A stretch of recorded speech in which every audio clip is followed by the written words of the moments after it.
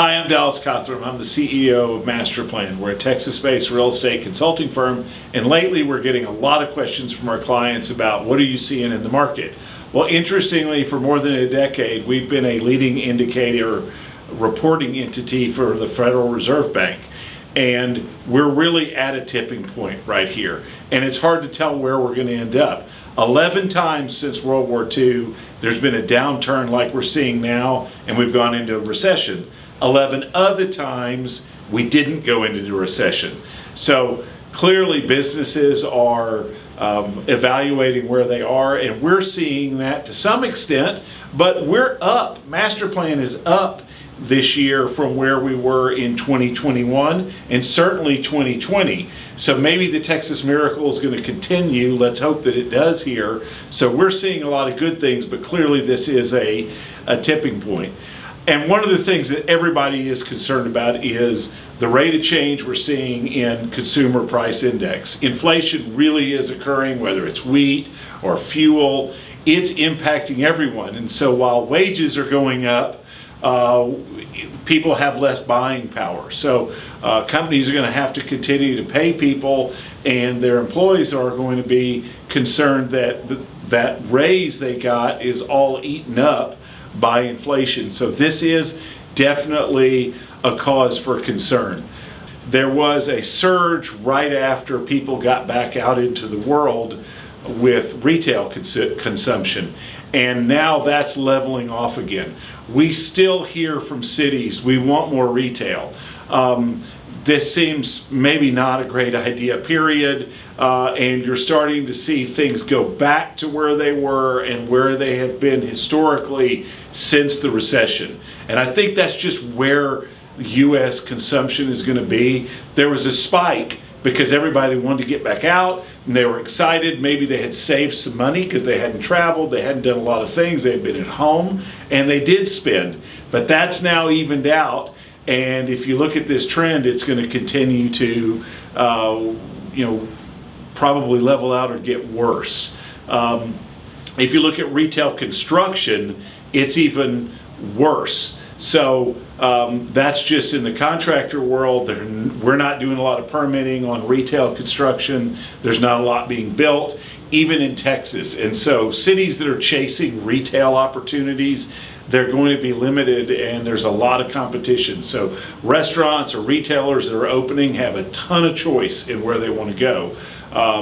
Another downward impact, not as seeing as much here in North Texas, but nationally, you really see that the number of single-family home starts are declining. So these are all the things that are happening that are maybe negatives, but I tend to look at my business, and I think our clients do too, developers, think about a little bit like driving. Good planning is looking ahead, and you can't do good driving when you're concentrating on what's in the rearview mirror. That's in the past. Real estate is practiced in the present and into the future. And so, well, what's happening there?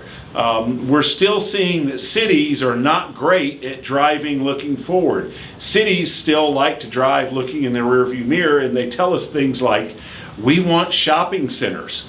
We've had some cities tell us those sorts of things, and they were really serious about it. And 2007, the advent of the iPhone changed the world, literally like the Gutenberg printing press changed the world. It is a huge disruptor that continues, and you're going to just find that without regard to age, people are buying more and more online and have less need for mixed for those uses that you find in a mixed use environment with retail, so there are going to be fewer opportunities for that.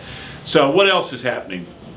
Well, you sell, to quote our good friend Davy Crockett, when Crockett was defeated in an election one time in Tennessee, he told the voters that you can go to hell, I'm going to Texas. And you saw in the early part of the Jacksonian era in the 19th century, lots of Southerners moved to Texas simply writing GTT on the door of their home to let people know it was available. They had gone to Texas. Interestingly, they brought with them different cultures, different expectations, different experiences. I suspect we'll see that in the next 10 to 20 years as we have lots of people migrating to Texas. Texas is now the #1 destination for millennials, which is interesting. I remember when it was Seattle was the go-to place many years ago.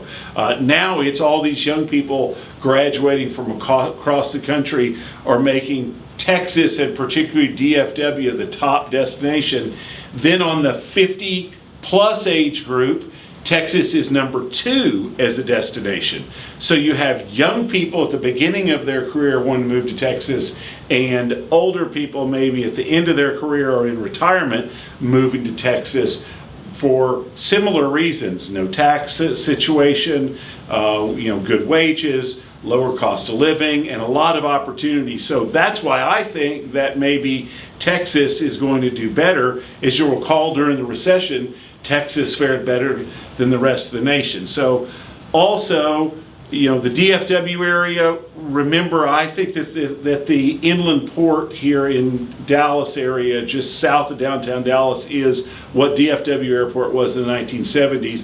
Dallas is becoming the leading logistics hub in the U.S. and it's because you can get to so many highways, and you have a major rail here or rails here to make that work. And we're seeing this in private warehouse construction is going up. We have so many industrial projects going, whether they're smaller, 150 to 200,000 square feet, or maybe 1 million square feet, whether they're asking for economic incentives or they're just doing it on their own. There's a lot of work in industrial. Similarly, lots going on in multifamily, whether it's senior housing or whether it is even a student housing deal, or it might be just simple market rate multifamily.